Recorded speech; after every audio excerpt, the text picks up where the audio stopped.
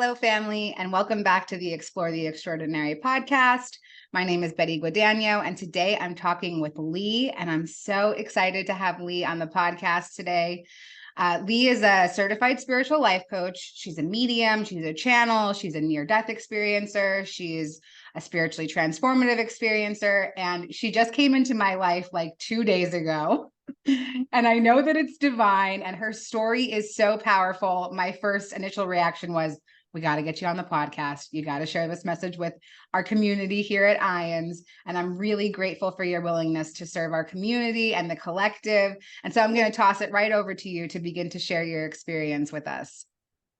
Well, thank you. It's wonderful to be here. And yes, this is very exciting. It's an incredible experience to feel like you're not the only one. And to be it takes away the bottom line of having to convince or be afraid of any reactions to what one would have to say. So my experience, well, let's go back to January 3rd, 1991. I was living in the Netherlands in Amsterdam, and I was a student at the Film Academy and the University of Amsterdam. And I was in production mode to make my senior project. And I was with my teacher, and then I was late to an appointment with my girlfriend at the time. And so I went to the phone to call her to say I would be late or to meet her back at home. And as I was dialing the number, these hands, a set of hands came over and cupped my eyes. And, at the first second, it was like that familiar feeling of peekaboo. And the second it was like, I'm in Amsterdam and nobody here knows me enough to play peekaboo. And so I elbowed the person's hands, the owner of the hands, and the hands broke. And then there were two sets of hands on me, and they physically pulled me out of the phone booth, which in the Netherlands, they were much bigger than what we have here in the United States. And then there were three fellas, and they started punching me, and one kicked my legs out from under me and knocked me to the ground. And two were beating me while the third watched on. Anyway, one of them kicked my right hip through my rib cage, and then jumped on my chest and started beating my head into the cement. And all of a sudden, all the pain stopped, and I started to lift, and I left my flesh. And I transcended out of my body to a higher realm.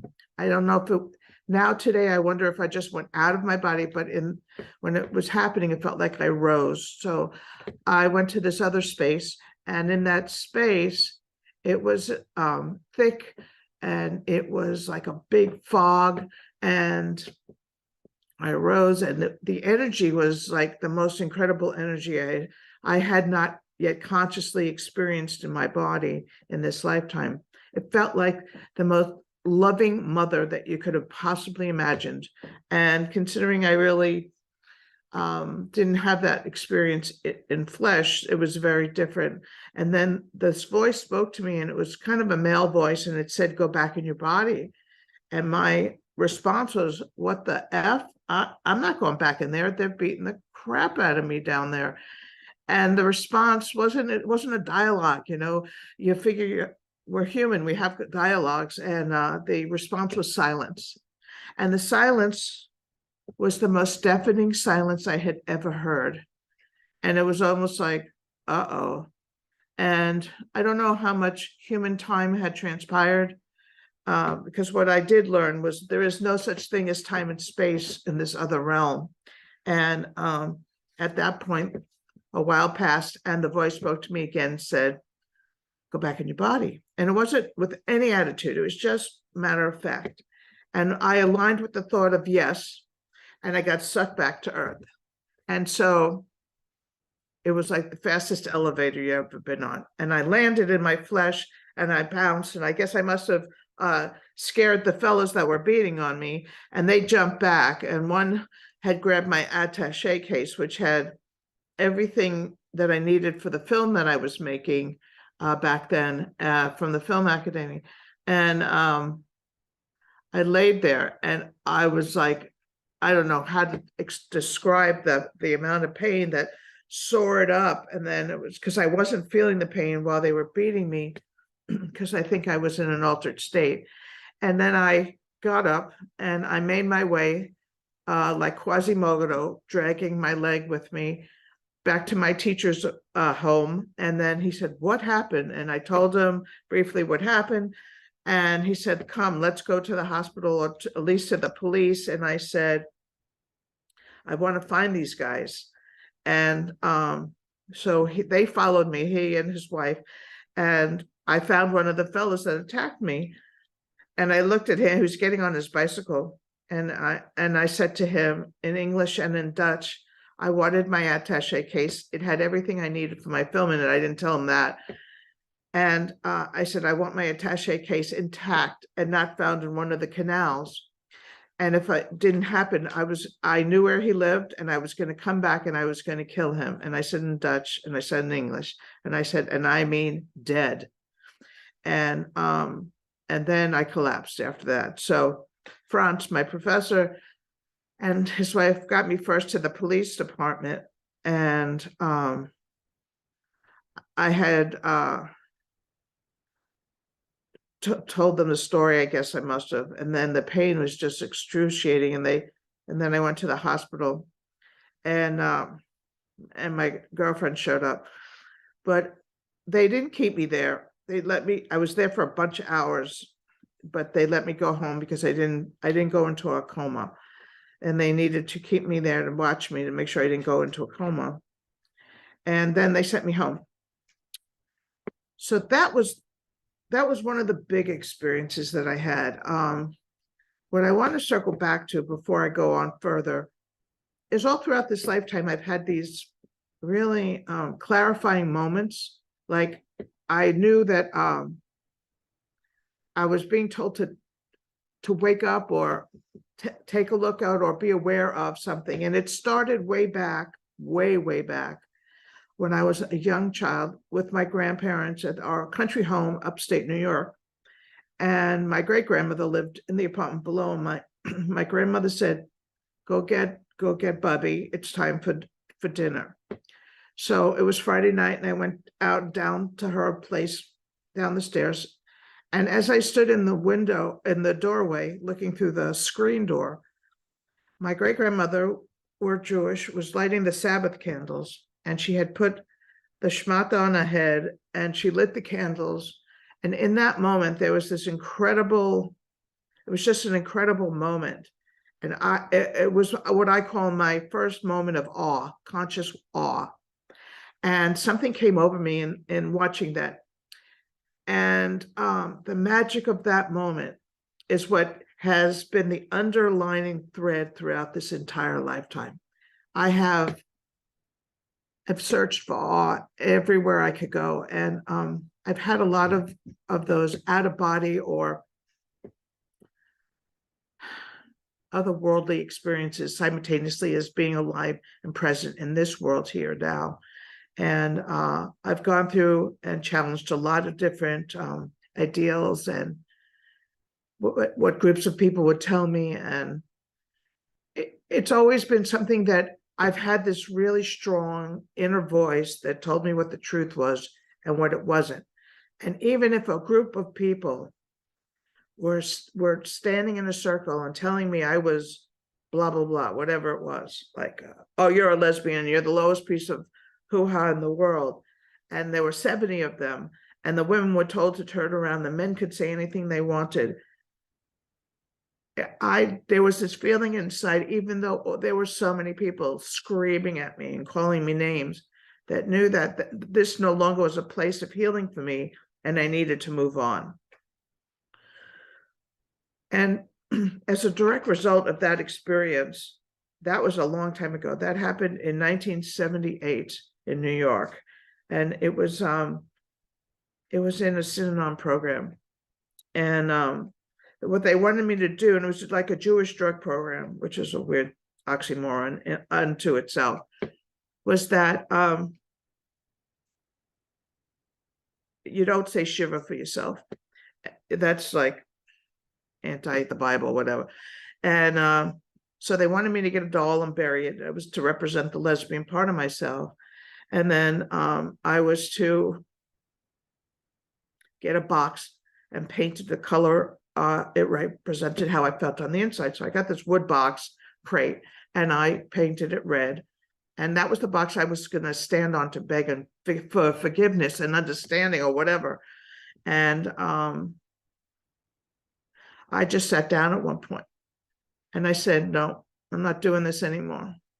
And they were like, get up, get up, get up. And I don't even want to tell you what they called me. It was horrible. And this was part of tear down therapy of those days. And I said, there's nothing left for me here. And I got up and I walked out. And mind you, I had been in therapy and hypnotherapy, by the way, for 2.5 years with the director of this program to help me heal some of my childhood wounds. And what wound up happening is that they wound up calling me 2 weeks later and saying, come back, we want to help you.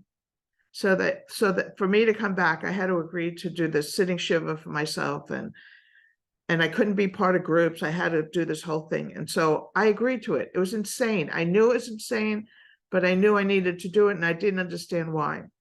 So I was reading the prayers and saying Kaddish for myself, and all of a sudden behind me, there was this light that formed, and it was the brightest light that I had ever experienced. And I turned around and it was Jesus Christ. And I thought, oh my God, I've lost my mind. And he was the same energy I experienced many years later when I had my near-death experience. I experienced in that room, in that Jewish drug program in Little Neck, New York in 1978. And I was not prepared in that year to receive the love that was being poured towards me. And so I took off and I ran out the door and out the building and down the street and along the Harding Expressway, where my father found me running and took me home. And I couldn't even talk. I was so overcome by this experience. And so I went to see a very dear friend of mine, and who was a born-again Christian. And I said, listen, I need your help. I just had this wild experience. I need a Bible and I need to go to your church. And he took me to the church. And as soon as I walked in the room, this woman went into tongues.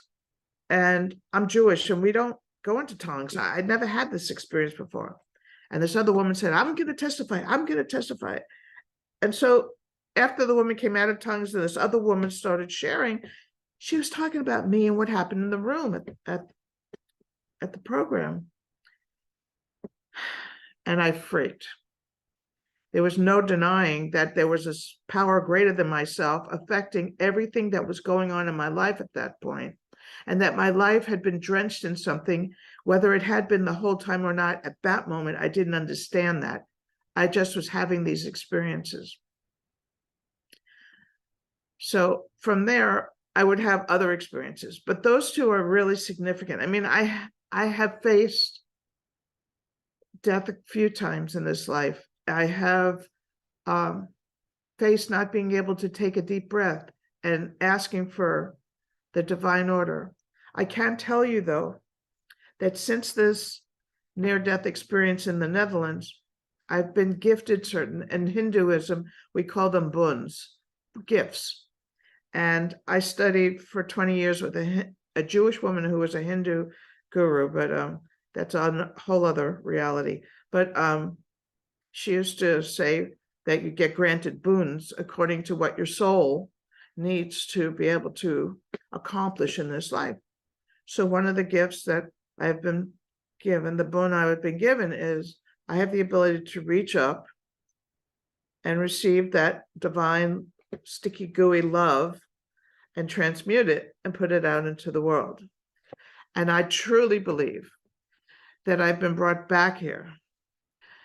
I didn't want to come, mind you, I really didn't want to come, to do the work I needed to do, to get the understanding I needed to get the healing I needed to get, to be able to share the healing that I've received and find those on this path who want to help in joining together and emphasizing the infinite oneness that we all are. So I just want to share just a couple of ideas, and then let's take it from there. The first thing that it took me many years to understand and really get was that all of us, you have that inner voice that tells you, no, don't do that. No, that wouldn't be a good idea. And we ignore it for whatever reason. Well, that other reason is called ego. And that the ego, all ego is not bad. I'm not an ego smasher, but the part of us that amps up in the lower frequencies as opposed to the higher frequencies is almost, it's a disease, and this whole planet has it, and it's called being a human. But being a human isn't only a disease, it's multidimensional, but that's the lowest part. Anyway, so the God, I call it the God spark. It's inside our hearts. That's how I believe how our hearts pump, really. And the heart sits inside of our bodies, our flesh, but our flesh sits inside of our soul, and that our soul is infinite. And that some people call it, they can see auras, or they can see different things like that. And not just humans have auras, everything has an energy field. And so a soul is an energetic field. It's a field where everything exists, meaning like if we inhale and we exhale, we're breathing the same air. That same air is feeding all of our bodies together. And the same thing with if you go in the water is also an energetic field. Scientists and oceanographers call it negative ions. It's way more than negative ions, but the negative ions is what we need for calm and collected togetherness, if you will. So that's really, for me, understanding that oneness and how we are oneness and everything that exists in the ethers. If you ever stop and you look through your eyes and you see like sight breaks down into like little dots, imagine that's like all the particles of all of our souls merged together. And so that is the ultimate, and what I would refer to as the oneness. Now, how do we utilize this oneness? And that's the path we're on here. And how do you, if you have been injured, if you've had trauma, if you have been abused, my question to you was, do you know how to separate out the human experience from the soul experience? And if you do, right on, I'd love to talk to you. And if you don't, that's fine. You're not there yet. And I'm here to talk to you. So if there's any questions, please get in touch. And if there's anything else that I can do for you, please, it's a gift to be of service to you. Thank you. Leigh, oh my goodness. Thank you so much for your eloquence, your experience, and your vulnerability. And yeah, when I heard your story the other day, I thought this is very empowering for people who have experienced trauma to be able to, like you turned just all of these really traumatic experiences into part of your spiritual path. So like I don't hear any victim mentality when you talk. And I think that's like the most profound spiritual gift, is to really transform out of that victim mentality and to see everything as part of the purpose in the path to our spiritual journey. So a couple of things came up. The first thing that came up, and I recognized it the other day, but you were sharing the experience and I didn't want to say anything, but my like special angel number that comes to me is 139, and your experience happened on 1391. And I just thought that was like very kind of synchronistic. And I just wanted to point that out. So you said that this came up for me when you were talking about your experience. You said that you went back to your professor's house and you had explained to him what had happened. I'm curious if you had any awareness of the spiritual experience, or if you shared about the spiritual experience when sharing about the actual physical trauma that happened. That night, I did not talk about the spiritual experience. It was just the physical reality of my body and the extraordinary discomfort I was in. Yeah. Yeah. I was just curious, like if any of that like came out in that moment. So moving backward to your experience in 78 and again, just like affirming, I love that you saw all of the abuse that was going on as like a message that this was like the wrong path. And, this was not correct. I mean, like, obviously that's like very brutal, just the imagery alone. I can't even imagine what the actual experience was like, but the imagery, when you talk about it, it just seems like, yeah, like daggers being thrown at you, like just so intense. And I'm wondering, what are your feelings around Judaism or organized religion today?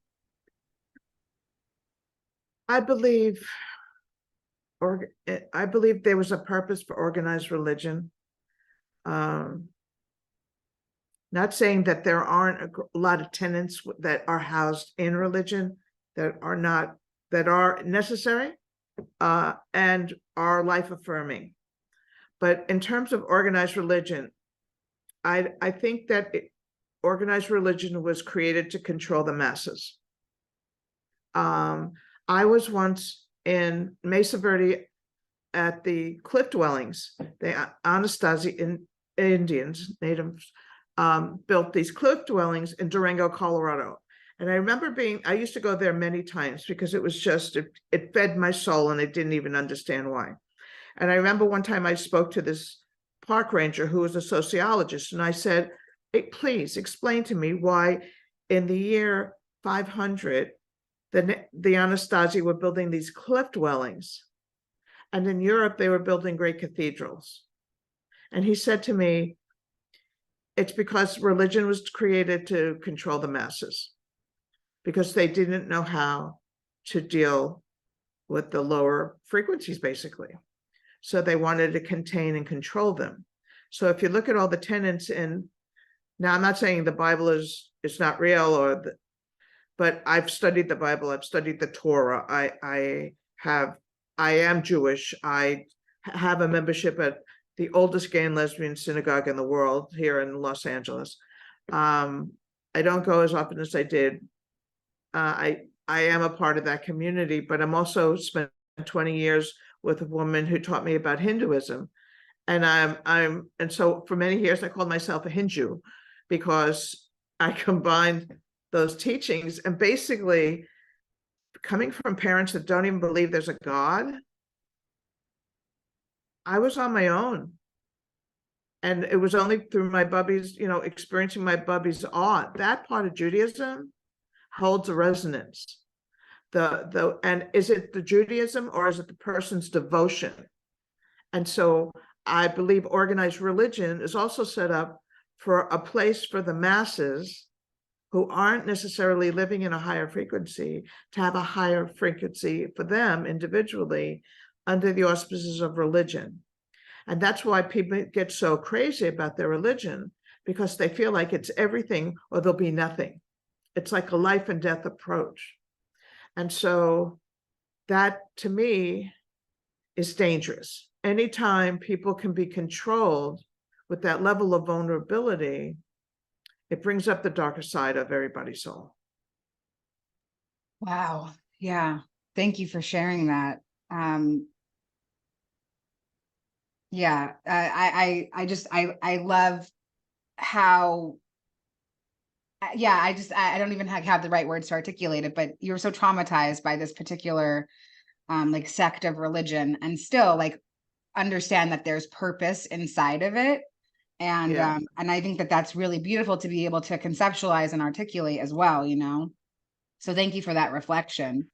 Sure. Something else that came up when you were talking was this experience in the Christian church, like this experience of, and the way that I interpreted it, and like let's talk about it a little bit, was that, yeah, I mean, like, that's bizarre that your experience was being mirrored back to you in a place that, how could that even happen? Right. And so, I mean, like, I have a million theories going in my head about like why or how, or, all of these things. I'm curious if you've come to some sort of conclusion about what that actually meant, that there was a woman in the church speaking in a Christian church, speaking back to you, your experience that happened in this Jewish kind of conversion camp. And like, yeah, have you come to any sort of conclusion about what that meant metaphysically, spiritually, anything? I believe it was like, you're on the right path now. It wasn't the specific, so many times it's not about the specifics. It's about how life falls together and we have experiences. So the first thing that it did was it validated that what I had just experienced really exists. It really happened. You're not nuts. Like, I thought I lost my mind. And here I'm being told, no, you didn't lose your mind. You had an experience with Jesus Christ. And that's the piece that stood with me. What it also meant to me is that it doesn't matter the religion. It doesn't matter where your devotion is, as long as you're practicing acts of devotion, meaning cleansing ourselves, removing the obstacles, going to a higher level, serving people. It's all in there. And so the building doesn't matter. The building, the soul, that's what we're talking about. So that was a soul experience. That was a validation that, yes, you're doing what you came here to do. Now let's get that healing for you. I'm so grateful that that happened in your experience so quickly after the experience, because yeah, I know, like, you can feel like you lost your mind when you have like these really profound spiritual experiences, because it's so far away from what we're taught in society. Right. And like all of these constructs, and just to have that affirmed so quickly is amazing. And I love that part of your story so much. So you talked about the process of transmuting this ooey gooey love, and I love the imagery in the way that you described that. And I'm curious if maybe you can share a little bit about what that process of transmutation kind of looks like and feels like for you. Sure. Thank you. That's a really great direction to go in. Yes, what it feels like is a gift that I get to stand up, which after being knocked down and beaten, that's a whole other reality, right? So every time I can stand up, I am so happy, okay? So I stand up and I breathe and I get myself centered, because grounding is a very important part of this, because we are in flesh. We're not just spirit. We need to take care of this vessel. And so then I clear, and I literally raise my left arm up, okay? And I just keep breathing into my hand and up my arm and then down my arm. And then, like right now, it just happened. Just talking here. Okay, so it's in my hand. It's almost like an invisible white orb is how I would describe it to you. And it's oh, wow. Okay, so I'm not usually in this state to communicate about this. This is very interesting. Okay, so it's down my elbow now, and it's coming down into my shoulder. It's coming across my chest.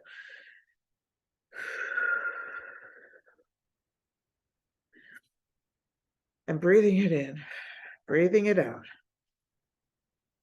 And then I bring my other hand down and I hold and I breathe into my hands like this, but lower. And I create the orb. The orb comes and it's taking form. So now it's growing. And it's growing. And I pull my hands out. And then I start moving it about. And whether others can visually see it with their human eyes, they can feel it with their third eye, because their third eye would start pulsating.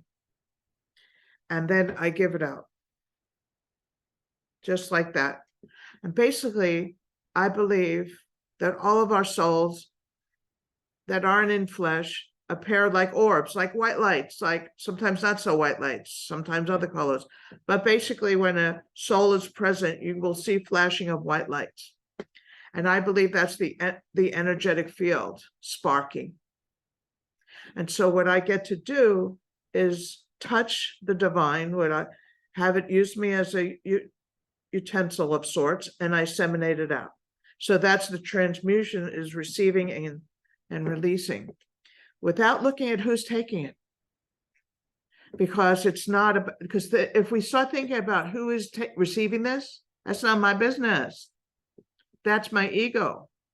So it's just about freely releasing it and giving it away and asking that nothing negative comes out of this experience.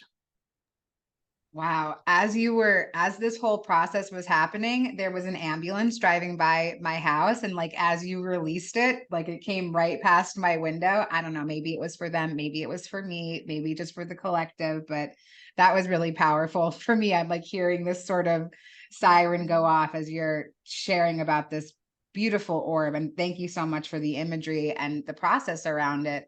And I think that that's such a powerful gift, and to be open to receiving gifts like that. Like, I mean, I think that we all have access to these kinds of gifts. I hear so many people that are like, well, why you and not me? And, it's just about for me, it's about removing the blocks to awareness. Like, how can I receive these spiritual gifts if it's something that I truly desire in my path? And, well, yeah, go ahead. Yeah, I was going to ask, go ahead. What you just said is so important. Yeah. Everybody can do this. Okay. It's a birthright if you want it, but people only take or do what's on their path. It's not like I really have been attracted to this since my great grandmother in that room. Oh, I wanted that. So I didn't mean to interrupt you, but that was just like, that is the it. It's not that you can't do it. Why can I do it? You can do it. I don't hold the reins of mysticism and multidimensional realities. We all do. But do you want to be willing to be open to that experience? Really? Yeah. Is that something that you assist people with in your own coaching business? Do you teach them how to tap into that, to those Yes. spiritual gifts? I love that you Yes. said it's a birthright, because it absolutely is a birthright. Yeah. Yeah. It is.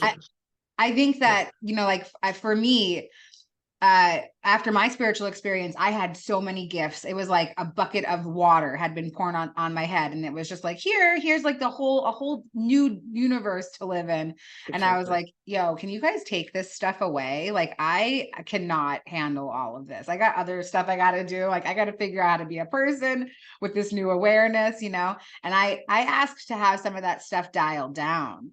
And I'm curious, like, have you ever been in a place in your own spiritual journey? It sounds like you've tapped into so many gifts where you just felt like kind of overwhelmed by the magnitude of them. Yes, I had one experience comes to mind. My teacher's name was Jaya, Sati Bhagavati, who I studied with for over 20 years. And she served on the Parliament of World Religions with the Dalai Lama and other great spiritual leaders. And one of the leaders was the head of the Sikh religion, Yogi Bhajan. And Yogi Bhajan has this place in New Mexico. Anyway, on one of Ma's trips, she invited at that point, my girlfriend, now my wife, for us to join her on this journey to Yogi Bhajan's house. And she said yes. And I was like, are you kidding? So we went to New Mexico, and I felt like my brains were being played with, like I was having spiritual ping pong and I was the ball. And so at the end of the day, when we were going back to the airport to come back to Los Angeles, I got on my knees and I begged Ma, I said, turn it off, please turn it off. Because it was just like I was being rearranged cellularly without permission, but I did give permission by going. And that's one of the things we have to learn. We're really not victims. We're choosers. And so what we have to do is we have to get in line with what's our highest good and choose for our highest good. I love that. Wow. Thank you for sharing that story. That's amazing. Amazing. I really enjoyed our conversation today. I want to see if there's anything else that you'd like to share about to feel more complete about our time together. Thank you for that. This is a tumultuous time in history, and the world has changed. It started a couple of years back. I mean, everybody recognized that something was happening when COVID hit and we all were sent to our rooms. The whole planet was put on a timeout. What force creates a timeout for the entire planet? Think about it. Some heeded it, some rebelled against it, and that's what we find ourselves in now. There's still a lot of tumultuousness going on. There's a lot of love coming to this planet. And so I want to give you this visualization.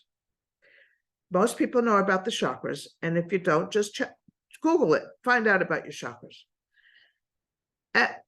If we are not clear vessels and we're receiving divine love, that's a very non-human, powerful essence, and we all are getting it. But just like was mentioned, we can't handle it, or we have blocks. So if you don't open your blocks, your chakras, and get rid of what stands in your way, when that energy comes in, it creates implosions and explosions because people are not clear vessels to receive the love. If you're a person who desires peace and love and harmony, and you want to see this planet become the best it can be, clear your chakras. Give me a call. Whatever you need, call anybody, somebody who you see has energy that wants to heal and love, that doesn't have to hurt you. You don't have to walk through a maze of hell to get enlightenment. You just have to change and make another choice. And every moment of every day, we have the opportunity to stop and change. Start again. Start again. You're fighting with somebody you love. Stop. Why are you fighting with somebody you love? You're hurt. They injured you. They offended you. So get in touch with that and ask yourself, how old are you? How old do you feel in this moment? And if you feel 4, 5, 6, whatever, that's not your current age, then it's time for you to start reparenting yourself and be your mommy, your daddy, or both, and love that being that didn't get what they needed then. So I want to ask you to say, I am worth it just because I am. It's your birthright. It's your birthright. It's your birthright. Thank you. Oh my goodness. Wow. I'm like so hyped up right now. That was really beautiful. Thank you so much. Thank you for your willingness to come and serve our community, the collective, and putting yourself out there in this really vulnerable way. Leigh's links are going to be in the liner notes of this episode, so please feel free to reach out. And yeah, thanks so much. We'll see you guys next time. Be